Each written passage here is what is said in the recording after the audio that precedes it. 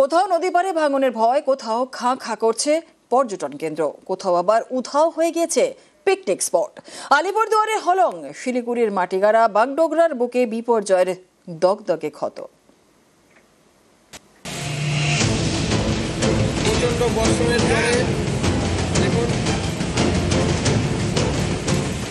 আলিপুরদুয়ারের জলদাপাড়ায় হলং পর্যটকদের কাছে পছন্দের ডেস্টিনেশন। এখানে প্রকৃতির মাঝে হারিয়ে যাওয়ার নেই মানা। সেই হলংই এখন শুনশান।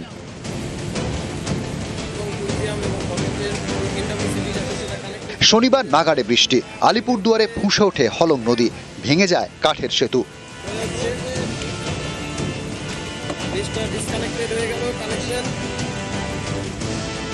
আটকে পড়েন অনেক পর্যটক, তাদের উদ্ধার করে প্রশাসন।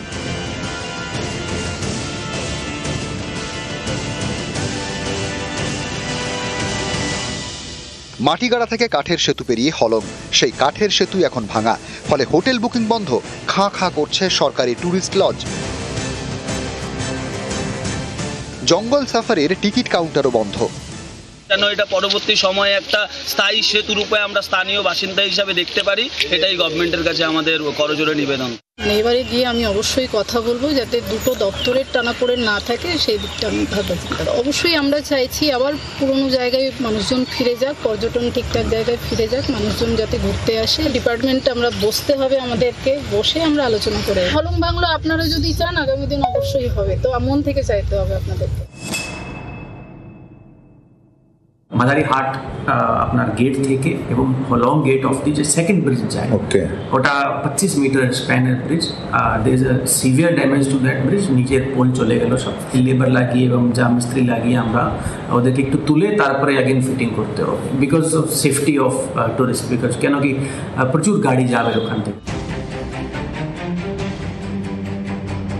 দার্জিলিং জেলার শিলিগুড়িতে মাটিগাড়া, এখানকার চৈতন্যপুরের গা ঘেঁষে বয়ে গিয়েছে বালাসন। নাগাড়ে বৃষ্টিতে এই নদী ভয়ঙ্কর হয়ে ওঠে, তলিয়ে যায় দুটি বাড়ি। প্রতিদিন একটু একটু করে ভাঙছে পাড়, ভাঙনের মুখে আরো বেশ কয়েকটি বাড়ি। কয়েকটি বাড়িতে ধরেছে ফাটল। ভাঙনের ভয়ে নদী পাড়ের বাসিন্দাদের রাতের ঘুম উড়েছে। এটা তো পুরা ভয়ানক অবস্থা, রাত্রে ঘুম হচ্ছে না, এগুলো চিন্তার জন্য। আর সেই দিন যেভাবে নদীটা বেড়ে গেছে, একেবারে পুরো আতঙ্কের বিষয়।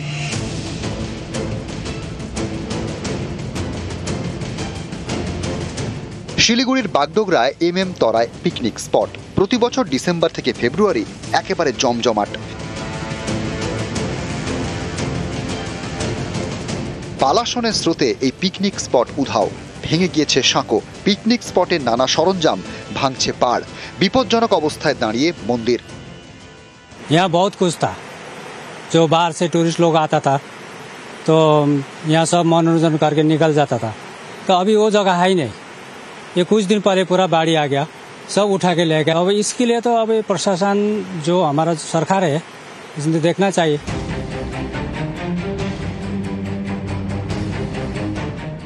শনিবার রাতের নাগাড়ে বৃষ্টি, ভুটান থেকে নদীপথ ধরে ভেসে আসে ডলোমাইট। এতেই আলিপুরদুয়ারের নানা জায়গায় বিপদ, কারণ ডলোমাইট থেকে সিমেন্ট তৈরি হয়। এই ডলোমাইটে ক্ষার থাকে, এর জেরে কোনো দূষণ ছড়াচ্ছে কিনা তা খতিয়ে দেখবে বিশেষজ্ঞ দল।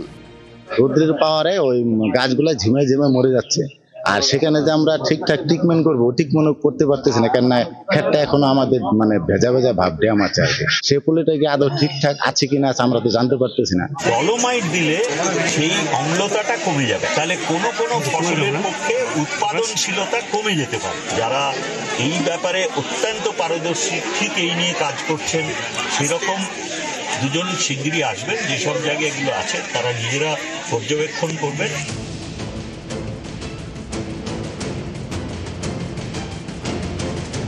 এদিকে দুর্যোগের পর থেকে প্রতিদিনই বাড়ছে মৃতের সংখ্যা। শুক্রবার জলপাইগুড়ির নাগরাকাটা থেকে আরও একজনের দেহ উদ্ধার হয়। নিউজ 18 বাংলা।